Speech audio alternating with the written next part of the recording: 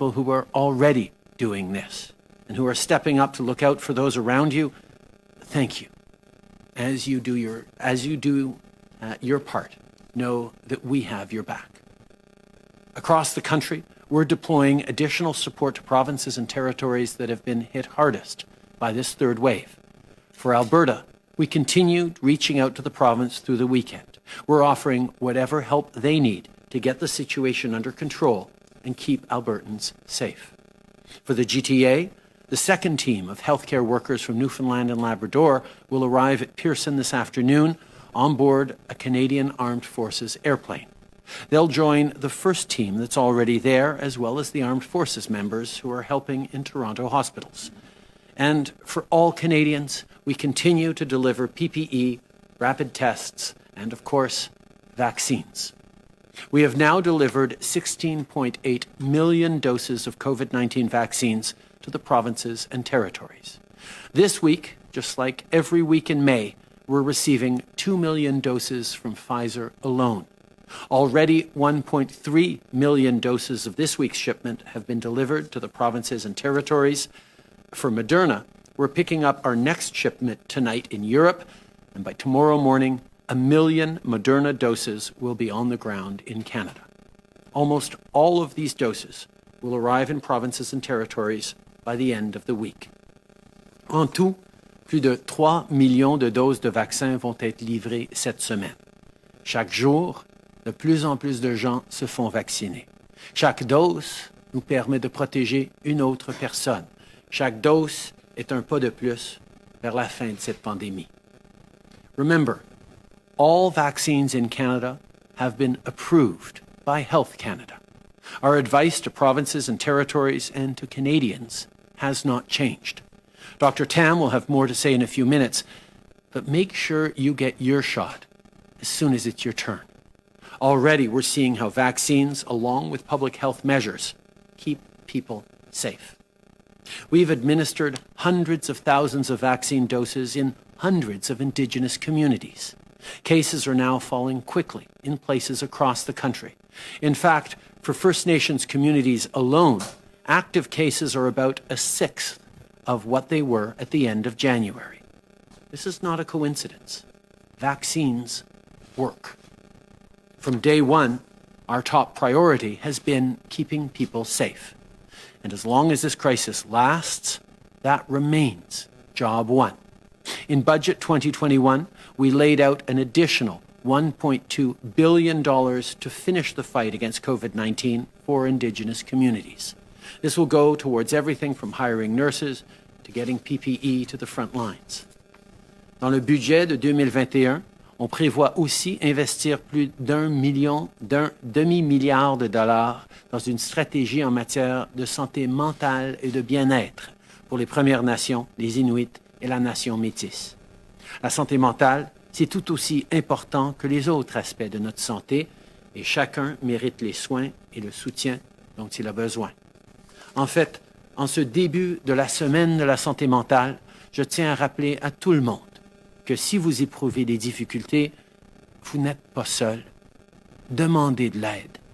Vous pouvez toujours consulter le site de l'Espace Mieux-être qui vous offre en tout temps un accès gratuit à des ressources et à du soutien. Vous pouvez créer un compte en ligne ou vous pouvez appeler le 1-866-585-0445. Encore une fois, 1-866-585-0445. Pour les peuples autochtones, il y a aussi la ligne d'écoute Espoir pour le mieux-être, qui offre du soutien dans plusieurs langues. Pour joindre la ligne d'écoute, appelez le 1-855-242-3310 ou visitez espoirpourlemieux-être.ca. Plus tard aujourd'hui, le ministre Miller va rencontrer les communautés au Québec pour discuter de la façon dont on peut s'assurer que tout le monde ait des chances de réussir, notamment en veillant à ce que tous les enfants reçoivent une éducation de qualité adaptée à leur culture.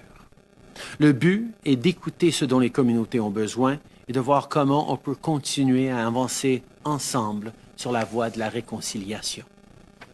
Everyone should have access to clean water, just like everyone should have a safe home and a good job. Together, we've made progress in the past 5 years.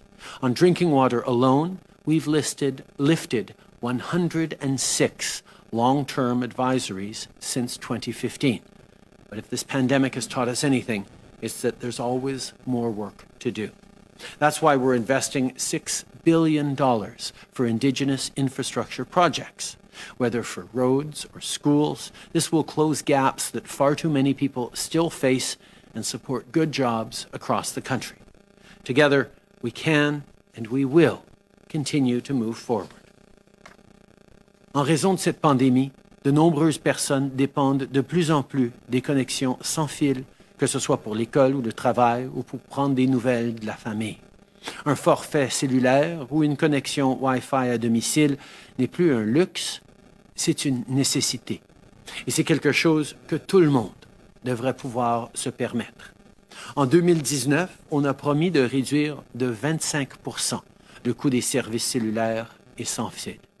Aujourd'hui, on a vu les derniers rapports sur les prix moyens d'un forfait de données et d'un forfait Internet à domicile.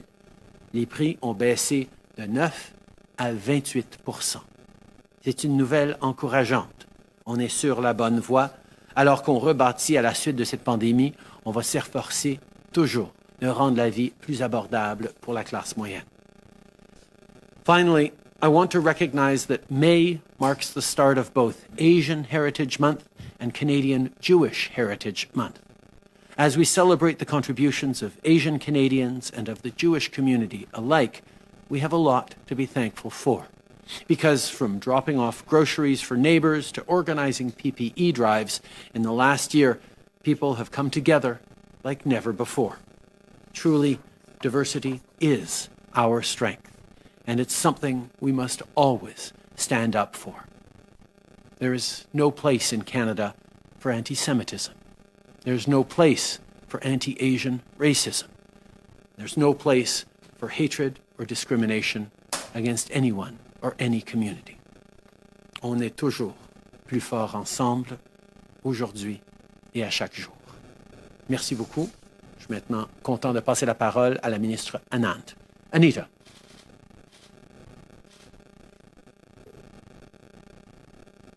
Thank you, Prime Minister. Today, I will provide you with an update on vaccine deliveries into this country. En date d'hier, plus de 16,8 millions de doses de vaccins contre le COVID-19 sont arrivées au Canada. À ce jour, les provinces et territoires ont administré plus de 14 millions de ces doses. Près de 34% des Canadiens ont reçu au moins une dose. Chaque jour, nous renforçons notre protection collective et avançons sur la voie qui nous permettra de sortir de la pandémie. Since the early days of our vaccine campaign, our government has been keeping Canadians up to date on our plans and progress. And when Moderna informed us that there would be delays while they worked to ramp up production, we shared that news as soon as we received it. Today, I am pleased to provide some good news on that front. The 1 million Moderna doses, originally anticipated to be picked up next week, have now been picked up, and they are en route to Canada and scheduled to arrive early tomorrow morning. I can also tell you that Moderna has been working with our department at PSPC to solidify a more regular schedule going forward. This week's Moderna shipment, combined with the 2 million doses arriving from Pfizer, mean that a total of 3 million doses will be in Canada before the end of the week. And arrivals of the Pfizer vaccine continue to be on track for 2 million doses each week in May. That number ramps up to 2.4 million doses each week over 5 weeks in June. De plus en plus de Canadiens prennent maintenant rendez-vous partout au pays, ce qui apporte soulagement et espoir à tant de gens. Il est très encourageant de constater que les Canadiens sont si enthousiastes à l'idée de se faire vacciner. Maintenant que les provinces et territoire ont étendu la vaccination à des groupes d'âge plus jeunes et aux populations prioritaires, nous avons encore plus de raisons de nous réjouir ce printemps. But as Dr. Tam and all of our public health experts will tell you, we can't let down our guard. These next weeks and months are crucial as our vaccination campaign accelerates. We need to remain vigilant in our efforts to curb the spread of the virus and its more contagious variants. I would like to express my appreciation to all Canadians for observing the public health guidelines and keeping their own communities safe. Alors que les vaccins continuent d'arriver et que de plus en plus de Canadiens se font vacciner, faites votre part et continuez à suivre ces directives. Pour sa part, notre gouvernement continuera de veiller à ce que les vaccins arrivent le plus rapidement possible au Canada. Et nous n'arrêtons pas tant que chaque Canadien et Canadienne qui veut être vacciné le soit. Thank you. Merci. Miigwech. And now I think Minister Miller. Thank you, Minister Nand. Kwekwe Unusakut, Tanse, hello et bonjour. I'd like to begin by acknowledging that I am on the traditional territory of the Algonquin Anishinaabe people. J'aimerais d'abord souligner que cette semaine est celle de la santé mentale. La pandémie de la COVID-19 a eu de profondes répercussions sur le bien-être mental des communautés autochtones, amplifiant donc les problèmes et les inégalités existants en matière de santé mentale surtout, et créant de nouvelles lacunes et de nouveaux besoins. One of the ways we can all support mental wellness is by talking about it. Speak out about it. Speak out about how you're feeling. Reach out to friends, families, and elders. And if you need help, there are people to support you. The Hope for Wellness line is there for everyone. First Nations, Inuit, Métis, children, youth, or adults. As the Prime Minister said, you can reach them by calling 1-855-242-3310. 1-855-242-3310. Or connect to an online chat of hopeforwellness.ca. Telephone counseling is also available in Cree, Ojibwe, and Inuktitut. I'd like to give you an update on the case numbers and vaccines rollout in First Nations and Inuit communities. En date du 3 mai, dans les communautés des Premières Nations sur les réserves, nous avons connaissance de 761 cas actifs. Cela nous amène à un total de 26 489 cas positifs confirmés de COVID-19. Il y a donc 26 410 cas guéris et, malheureusement, tragiquement, 319 décès. Il n'y a actuellement aucun cas actif au Nunavik, au Québec, et en date du 4 avril, le 4 mai, le gouvernement du Nunavut rapporte 85 actifs de COVID-19. Indigenous Services Canada is currently speaking with the government of Nunavut and Nunavut Tungavik Incorporated to provide significant financial support for food security and enhanced public health measures, among others. Indigenous communities are keeping up the fight against COVID-19. However, events in Iqaluit and alarming outbreaks in some communities are painful reminders to maintain public health measures. This is not over. Vaccinations remain our top defense against the virus. By prioritizing and vaccinating Indigenous communities first, we've managed to significantly decrease case counts and keep more Indigenous individuals healthy. As of April 30th, just shy of 370,000 doses have been administered in over 661 First Nations, Inuit, and territorial communities. Of that, 107,596 were second doses. That means that over 59% of adults in First Nations communities, as well as over 72% of adults living in the territories, have received at least one dose of the COVID-19 vaccine. In Inuit communities, this rate goes up to almost 80%, and the data is clear. The COVID-19 case rate has drastically slowed down as the number of vaccinated people increased. Il existe de nombreux exemples de réussite à travers le pays alors que le déploiement des vaccins se poursuit. 568 des 596 communautés des Premières Nations ont des cliniques d'immunisation en cours. Au Québec, toutes les communautés des Premières Nations ont commencé la vaccination de masse. La communauté de Ganawagé, entre autres, a terminé sa campagne de vaccination de masse la semaine dernière et dans l'ensemble, 74% des membres admissibles de la communauté ont été vaccinés. Toute une réussite. In Alberta, vaccination is well underway in all First Nations communities, and as of April 27th, 53% of the populations aged 18 and older living on reserve had received at least one dose of the COVID-19 vaccine at a rate that is over twice that of Alberta's. I'd also like to highlight the outstanding work done by the Blackfoot Confederacy in sharing vaccines to keep everyone safe.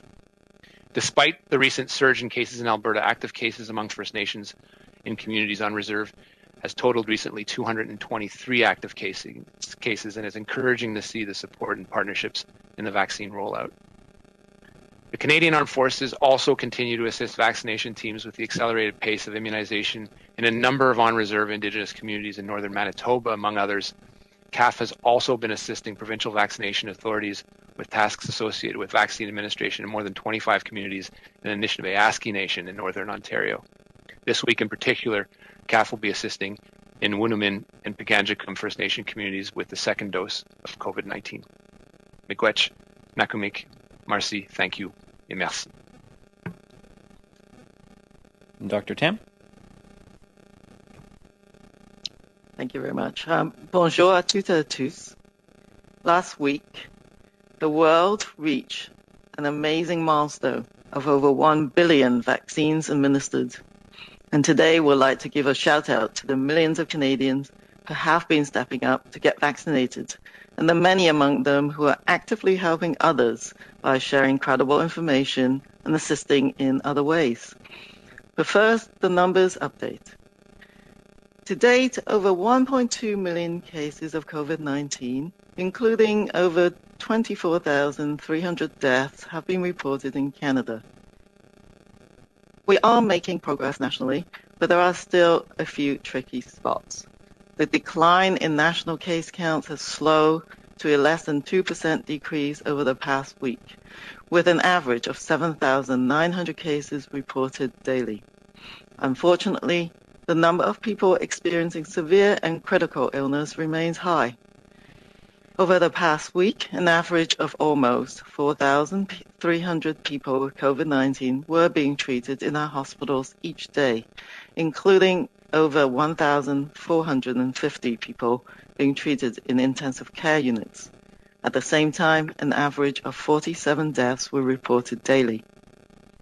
Yesterday, the National Advisory Committee on Immunization updated its recommendations on the use of COVID-19 vaccines to include advice on the use of the Janssen COVID-19 vaccine. As with the AstraZeneca vaccine, there have been confirmed cases of very rare but serious blood clots associated with low levels of blood platelets, known as vaccine-induced immune thrombotic thrombocytopenia, or VIT, after administration of the Janssen vaccine. At this time, and based on current evidence, NACI recommends the Janssen vaccine may be offered to individuals 30 years of age and older without contraindications if the individual wants to receive a vaccine right away. The recommendations have been updated based on an assessment of the risk of it, COVID-19 exposure risk, and the potential benefit of earlier vaccination in preventing serious COVID-19 disease for various age groups. Provinces and territories are currently planning to add this additional tool to their toolbox to help end the pandemic as soon as possible. As we move through this rough period, we can be optimistic as vaccine supply expands and more Canadians roll up the sleeve. There is a real sense of hope and solidarity in the air. Recently, a Canadian collaborative movement has popped up with a dedicated website and hashtag aimed at getting more Canadians informed and motivated to get their shots. This is ourshot.ca is rallying Canadians across the country to encourage each other to replace vaccine hesitancy with confidence so that we can end the pandemic together. They have partnered with task forces and doctors serving racialized and ethnic communities across Canada to address their questions and concerns by making information more accessible, including by offering resources in 28 different languages, from Amharic to Vietnamese. Initiatives like these can inspire all of us to join the challenge that will help spread the message that by getting vaccinated, we're taking action to end the COVID-19 pandemic in Canada. But let's not forget, there are also other things we all need to be doing to keep ourselves, our loved ones, and our communities safer.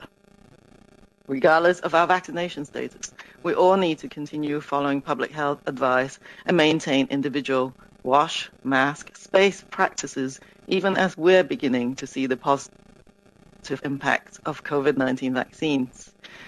This is May the 4th, and during the month of May, Canada's vaccine supplies are expanding. So may the 4th of immunity be with you. Thank you. Bonjour à toutes et à tous. La semaine dernière, le monde a atteint le nombre incroyable de plus de 1 milliard de vaccins administrés. Aujourd'hui, nous souhaitons applaudir les millions de Canadiens qui se sont fait vacciner ainsi que ceux qui aident activement les autres en faisant circuler de l'information crédible ou d'une autre manière. Et d'abord, voici les derniers chiffres. Jusqu'à présent, plus de 1,2 million de cas de COVID-19, dont plus de 24 300 décès ont été signalés au Canada. La situation s'améliore partout au pays, sauf à quelques endroits où c'est plus problématique. La diminution du nombre de cas à l'échelle nationale a ralenti pour atteindre une diminution de moins de 2% au cours de la semaine dernière, soit une moyenne de 7 900 cas signalés quotidiennement. Malheureusement, le nombre de cas graves et critiques de la maladie reste élevé. Au cours de la semaine dernière, en moyenne, près de 4 300 personnes atteintes de la COVID-19 ont été traitées dans nos hôpitaux chaque jour, dont plus de 1 450 dans les unités de soins intensifs. Durant la même période, 47 décès en moyenne ont été recensés chaque jour. Hier, le Comité consultatif national de l'immunisation, ou CCNI, a mis à jour ses recommandations sur l'utilisation des vaccins contre la COVID-19 pour y inclure des conseils sur l'utilisation du vaccin de Janssen. Comme c'est le cas pour le vaccin d'AstraZeneca, des cas confirmés de caillots sanguins très rares, mais graves, associés à un faible taux de plaquettes sanguines connu sous le nom de thrombocytopénie thrombotique immunitaire induite par le vaccin, ou TIV, ont été observés après l'administration du vaccin de Janssen. Pour le moment, et sur la base de données probantes actuelles, le CCNI recommande que le vaccin de Janssen soit offert aux personnes âgées de 30 ans et plus sans contre-indication si la personne souhaite être vaccinée immédiatement. Les recommandations ont été mises à jour à la suite d'une évaluation de risque de TIV, de risque d'exposition à la COVID-19 et les bienfaits potentiels d'une vaccination active dans la prévention des cas graves de COVID-19 pour différents groupes d'âge. Les provinces et les territoires prévoient recourir à ce moyen supplémentaire pendant leur campagne de vaccination pour aider à enrayer la pandémie le plus rapidement possible. Il est vrai que nous traversons une période difficile, mais il faut être optimiste. L'approvisionnement en vaccins devient plus abondant et de plus en plus de Canadiens se font vacciner. Il y a un véritable sentiment d'espoir et de solidarité dans l'air. Récemment, un mouvement collectif canadien a vu le jour sous forme d'un site web et de mots-clics dédiés visant à informer et à motiver davantage de Canadiens à se faire vacciner.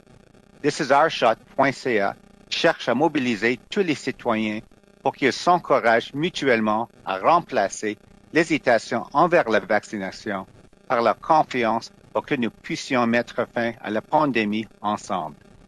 Les créateurs de ce mouvement se sont associés à des groupes de travail et à des médecins desservant des communautés racialisées et ethniques partout au pays pour répondre à leurs questions et préoccupations en rendant l'information plus accessible, notamment en offrant des ressources dans 28 langues différentes, de l'amérique au vietnamien. Des initiatives comme celle-ci peuvent inciter la population à relever le défi de diffuser le message selon lequel, en nous faisant vacciner, nous intervenons pour enrayer la pandémie de COVID-19 au Canada. Mais n'oublions pas les autres gestes qui permettent de se protéger et de protéger nos proches et nos communautés. Que nous soyons vaccinés ou non, il faut continuer de suivre les conseils de santé publique, de se laver les mains, de porter le masque et de garder ses distances. même si les effets positifs des vaccins commencent à se faire sentir. Et en ce 4 mai, et pendant tout le mois de mai, nous disposerons de réserves de vaccins plus grandes au Canada. Que la force immunitaire soit avec vous. Merci. Thank you, Dr. New. We'll now turn to questions on the phone. The Prime Minister will be around for a number of questions from the phone in the room, and then the ministers and doctors will still be available after that. Operator, over to you. Thank you, merci. You may press star 1 if you have a question. Vous pouvez appuyer sur étoile 1 si vous avez une question. La première question de Inadip de la presse canadienne. La parole est à vous. Oui, bonjour, Monsieur Trudeau. J'aimerais vous poser une question sur le passeport vaccinal, le passeport pour des voyages internationaux. Je voudrais savoir si l'administration américaine vous a dit ce qu'elle en pense. On sait qu'ils ne sont pas très chauds à l'idée d'un passeport, d'une preuve de vaccin pour aller au restaurant ou au concert, mais est-ce que vous savez ce qu'ils pensent d'une preuve de vaccin pour voyager à l'étranger? Est-ce qu'ils ont partagé leur décision sur ce sujet avec vous? Merci, Lina. D'abord, laissez-moi réitérer que c'est pas le temps de voyager. On n'est pas rendu là encore. On espère se rendre là dans les mois à venir, mais pour l'instant, il faut encore restreindre nos mouvements. Il faut suivre les instructions de santé publique et se faire vacciner le plus rapidement possible. Chaque pays dans le monde peut mettre de l'avant des principes ou des attentes qu'ils ont pour que les gens puissent voyager chez eux. Il y a des pays qui exigent la vaccination pour la fièvre jaune, pour le choléra, pour d'autres choses. Et nous, comme plusieurs autres pays, particulièrement les Européens, on est en train de regarder si des certificats de vaccination seraient utiles ou nécessaires pour voyager une fois qu'on aura passé à travers cette pandémie. Évidemment, chaque pays va faire ses propres décisions, mais nous, on est intéressés de s'aligner avec les pays qui voudraient le faire parce que on sait que d'assurer la protection des Canadiens doit être la première préoccupation. Mais je ne peux pas parler pour les États-Unis et les décisions qu'eux, ils prendraient par rapport à des gens qui visiteraient les États. Bon, vous me dites que vous ne pouvez pas parler pour les États-Unis. Juste une seconde, Lina, ouais. je vais juste répéter en anglais. Let me begin by saying, first of all, that now is not the time to travel. We are all hopeful we're going to be able to get back to normal in the coming months and start traveling again. But the reality is we're not there yet. We're still very much in a third wave. We still need to get more and more people vaccinated across this country and get those numbers down. However, we also know that as people start to travel again, perhaps this summer, if everything goes well, it would make sense for us to align with partners around the world on some sort of proof of vaccination or vaccine certification. We are now working with allies, particularly in Europe, on that. But ultimately, it is up to every country to determine what requirements they expect from incoming travelers. We are looking very carefully at it, hoping to align with allied countries, but I can't speak for the United States and the choices they might make around who to welcome into their country. Suivi, Lina? Oui, merci. Donc, vous dites que vous ne pouvez pas parler pour les États-Unis, sauf que c'est nos voisins, c'est la plus grande frontière, c'est entre eux et nous.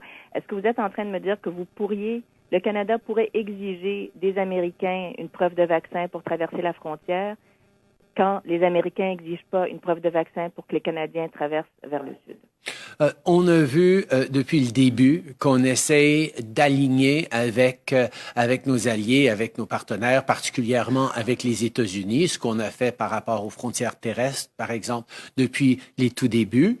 Et dans l'idéal, on aura des mesures semblables. Mais nous, notre responsabilité, c'est de faire tout ce qui est nécessaire pour protéger les Canadiens et nous allons faire tout ce qui est nécessaire pour protéger les Canadiens, même s'il n'y a pas automatiquement une symétrie avec d'autres pays.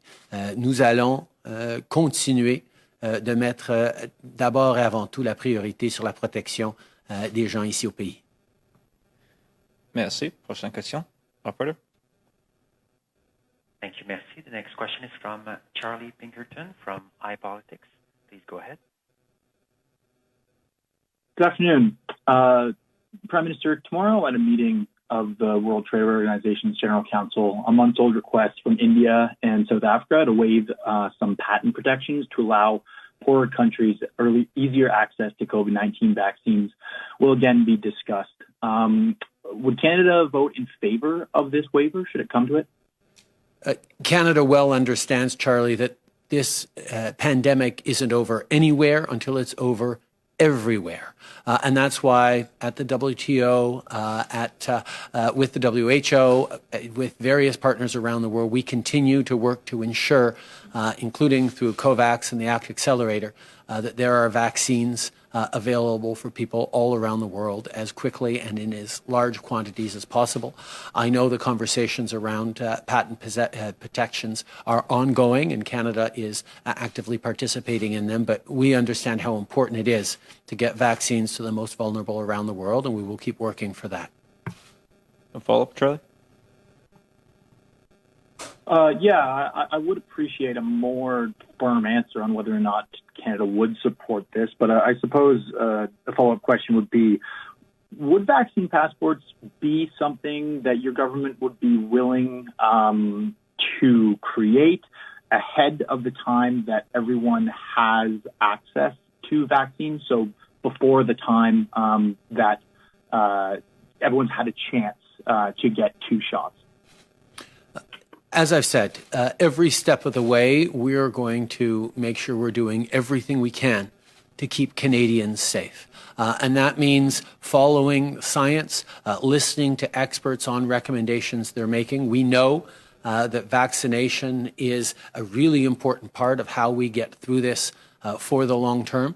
And that is going to be something we're continuing Canadians to do. We need to make sure that access is equitable. We're happy to be highlighting today the tremendously successful vaccination campaigns that have been taking place in Indigenous communities across the country with full partnership of Indigenous leadership.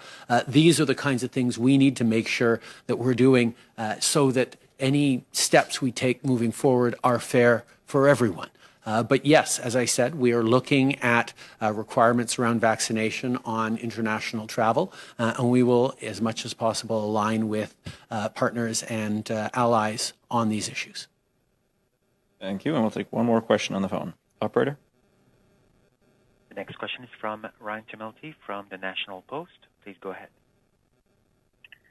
Yeah, good morning, sir. I'm sure you know NACI yesterday recommended that people who can wait for an mRNA vaccine should pass on the Johnson & Johnson vaccine or the AstraZeneca vaccine because of the risk of blood clots. I'm wondering if you're concerned that that recommendation is going to slow Canada's vaccine rollout and further muddle the waters and create more vaccine hesitancy. I think first and foremost, Ryan, I have heard, and you have heard, and we have all heard directly from friends, loved ones, Canadians in general, how eager everyone is to get through this, get back to normal, get to a better summer, end this pandemic once and for all. Everyone wants that, and we know the way to do that is to get as many people vaccinated as quickly as possible. The longer we wait, the longer it takes, the slower before we get back to normal, the slower before we get to drive down case numbers across the country. So everyone knows that we need to get our shots as quickly as possible. And I can reinforce once again that every single vaccine available in Canada has been approved by Health Canada as being both safe and effective. It is a good thing that we get to hear from a broad range of medical experts and doctors making recommendations to keep us safe. The bottom line is we need to, all of us, get vaccinated as quickly as possible so we can get back to normal. But I will turn to Dr. Tam for a follow-up on the medical aspects of that question. Teresa. Yes, thank you for that question. And I think that Canadians should feel confident in so many ways about getting vaccinated. As the Prime Minister said, this is the key to help us get through this pandemic is to get vaccinated. I think that it is hard for people to understand evolving science and evolving data. That's what's been so difficult for so many people throughout this pandemic. But I think I am very heartened that the National Advisory Committee on Immunization is taking the data that we're gathering in real time into account and evolving the advice based on that. We all want transparency. We all want that the data is carefully analyzed as we're going along. That doesn't make it easy for people to understand, but I think that that's a really important principle, and that as benefits and risks are weighed, these parameters could shift over time, and we can depend on NACI and our Chief Medical Officers of Health across Canada to take all of that into account as they provide vaccines to everyone. We will keep learning as we go and incorporate any surveillance information, for example, that we have on serious adverse events. And NACI, I think what I heard from the Chief Medical Officers is that they are very grateful for NACI for providing them with the risk-benefit framework upon which they will incorporate the viral vector vaccines such as AstraZeneca and Janssen. And they will serve the population with the best advice as they're rolling out their implementation program. But I think that we all have to understand that everyone is trying to provide the best information in order for everyone to make a decision. What I've also heard from Chief Medical Officers is that there is no doubt in their minds, as they're experiencing a very significant resurgence in COVID-19 and seeing ICUs filled up and seeing deaths still occurring across the country, that the AstraZeneca vaccine has really saved lives, and that the vaccine has done what it was designed to do. And that the longer you wait to get vaccinated, the longer that you're not protected. Having said that, they too will take advice from NACI and others and evolve not only as our data evolves on the benefit and risk, but also adapting and calibrating as our supplies, for example, the mRNA vaccine, rapidly escalates over time. So I think that Canadians should be confident that our public health systems are providing you with the best advice and the vaccines as they become available.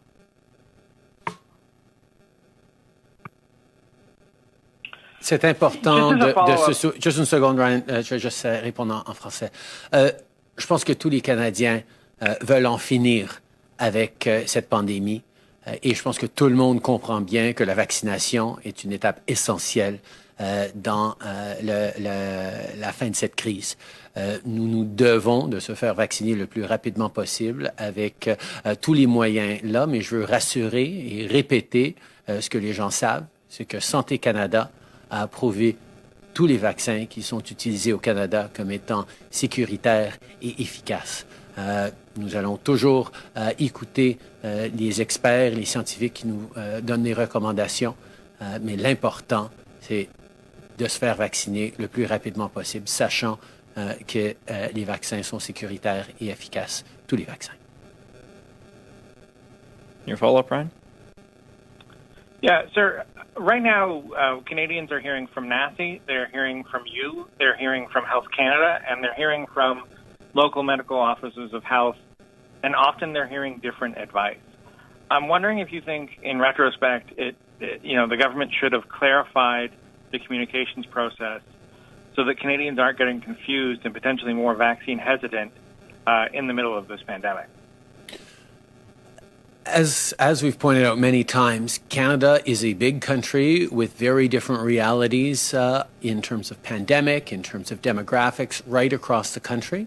And every step of the way, we have put out federal recommendations, but also made sure that the provincial authorities, the people closest to the ground, the people understanding the situation and the way forward best, are able to make their recommendations. We also have seen evolving science. These vaccines were developed to be safe and effective in record time, and that is saving millions of lives around the world. But also because of that, the data continues to roll in. And there's always opportunities to refine or adjust those recommendations. And that's why we're pleased to be able to continue to count on an extraordinary team of experts and doctors. Je pense que c'est important de souligner que la pandémie est différente à travers le pays.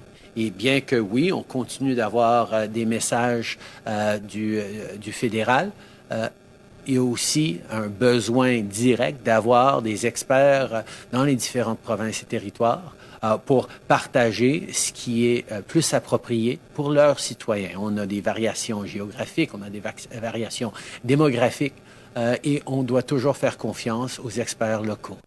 C'est pour ça qu'on continue à travailler ensemble, mais le principe de base, c'est que oui, on va surveiller et évoluer au fur et à mesure que les données rentrent et les faits sont plus comprises, mais nous allons toujours mettre la sécurité de tous les Canadiens d'abord et avant tout comme priorité. Prime Minister Michael Couture with Global National. I just wanted to come back on NACI sort of doubling down on this idea of preferred vaccines. As one of the 1.7 million Canadians who got one of the not preferred vaccines, I wanted to know, what do you think of that, first of all? And second of all, we're hearing from doctors that are saying that what NACI is doing right now is actually dangerous because it's going against public health guidelines. Do you think that NACI still really serves a purpose here? First of all, let me remind everyone that every vaccine administered in Canada is safe and effective as evaluated by Health Canada.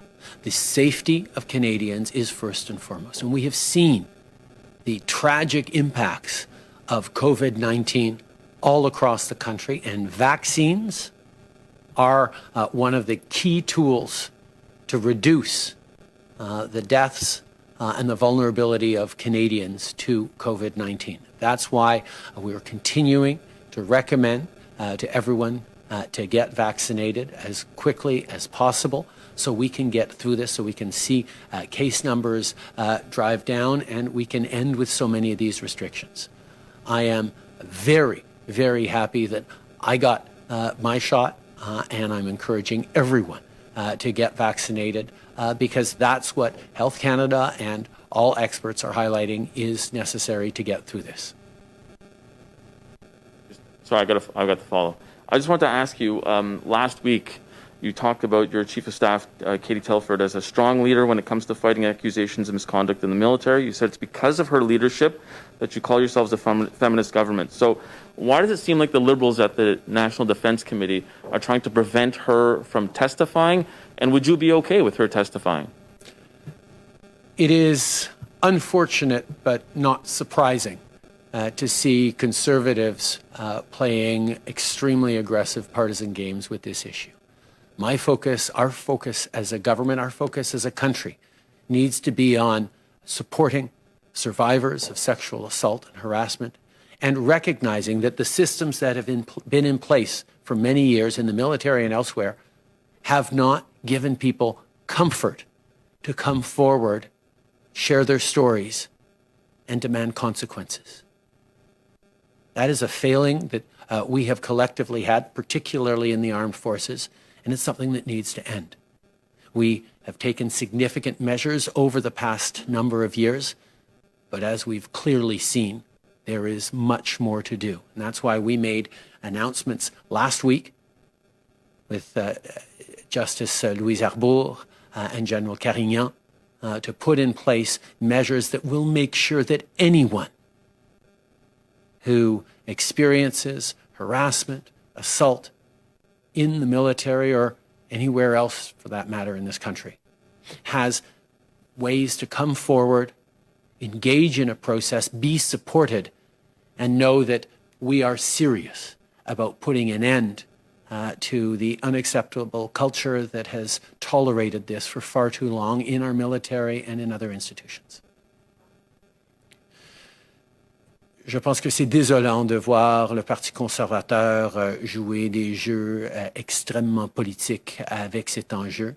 Ce sur quoi nous devons tous être concentrés, ce sur quoi mon gouvernement et moi-même se concentrent, c'est de mettre fin à la culture qui accepte l'harcèlement ou les agressions sexuelles dans les forces armées et ailleurs.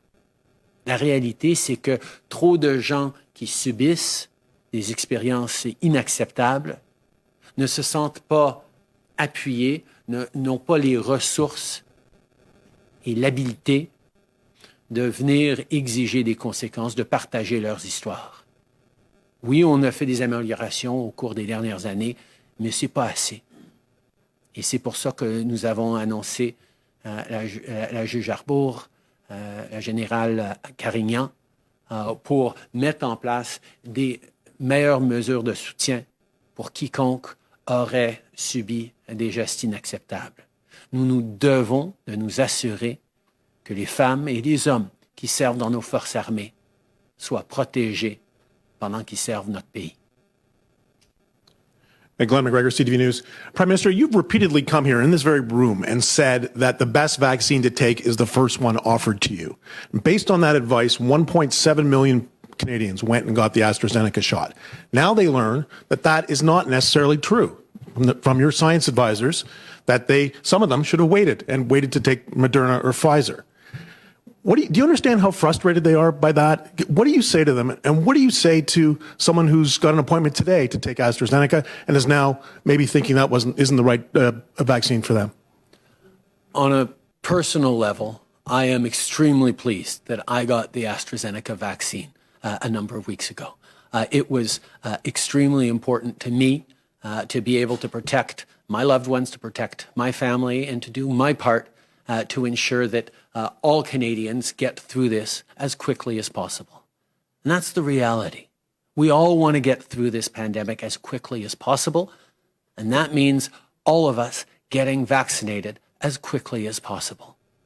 That is the focus that we have right now. And again, every single vaccine administered in Canada has been judged by Health Canada as being safe and effective. The impacts of catching COVID are far greater and far deadlier, as we've seen across the country, than potential side effects, which, although serious, are rare. But I'm not going to get too much into the medical advice, and I'm happy to turn it over to Dr. Tam for that. But the reality is, the way we get through this pandemic is to get vaccinated with whatever vaccine is offered to us as quickly as possible. Teresa. Yes, as I've said, that I can certainly understand why some individuals are, concerned or getting frustrated as advice appears to be evolving. But that is the nature of science and advice. And I think that Health Canada, as the Prime Minister said, is doing their job. They just put out, for example, a notice that they are taking a very diligent look at all the information about the Janssen vaccine before they release this vaccine for use in the population. So we know that they're doing their job.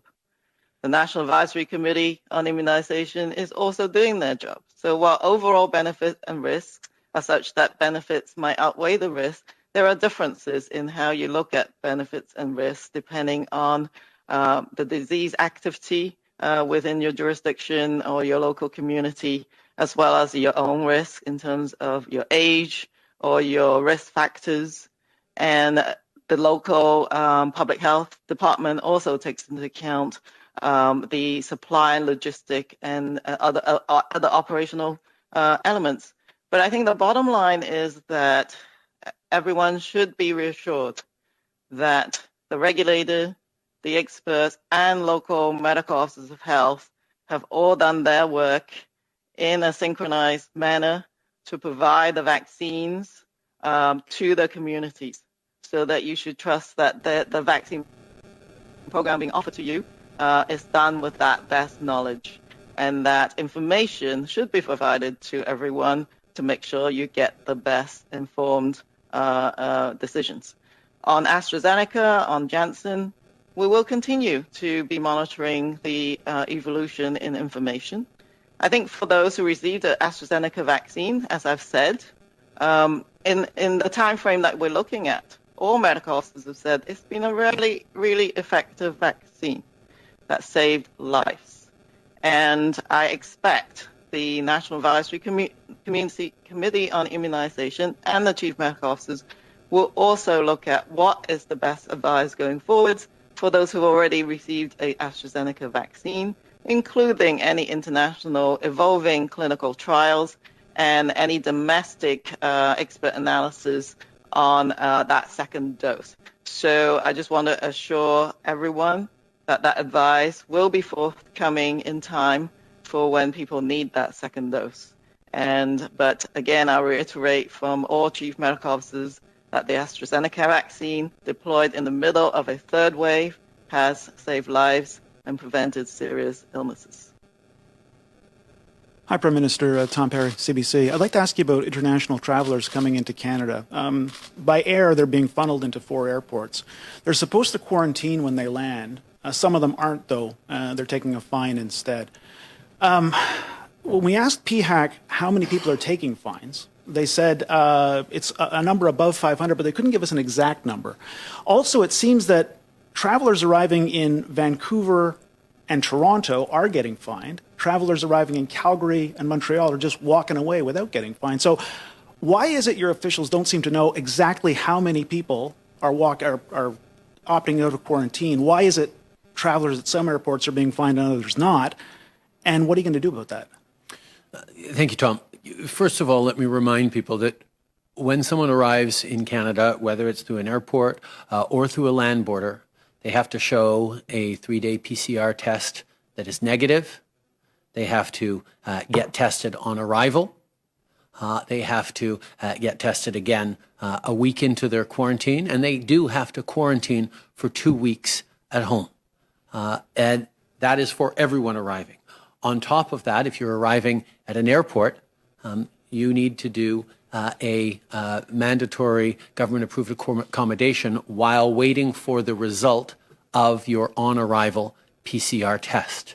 These are all ways of putting in multiple levels and multiple layers to keep Canadians safe from arrivals of virus in this country and allow us to study and follow up on the statistics, on the sequencing, on the reality of where those challenges are. And for example, the system clearly showed that in the case of flights from India and Pakistan, there was a higher level of importation of people testing positive on the on-arrival test. And that's why, based on that data, we were able to shift our posture and suspend those direct flights. When it comes to enforcement, the federal government works hand in hand with local authorities. The local police have jurisdiction, and we've seen that both in Vancouver and in Toronto, or in Ontario and BC, the cooperation between the federal government and the local police has been seamless, and we've been able to both collect data and follow up on this.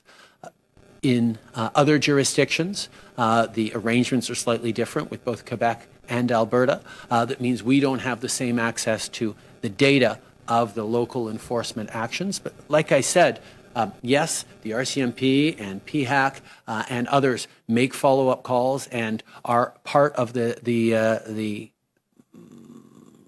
checking and enforcement of the mandatory 2-week quarantine.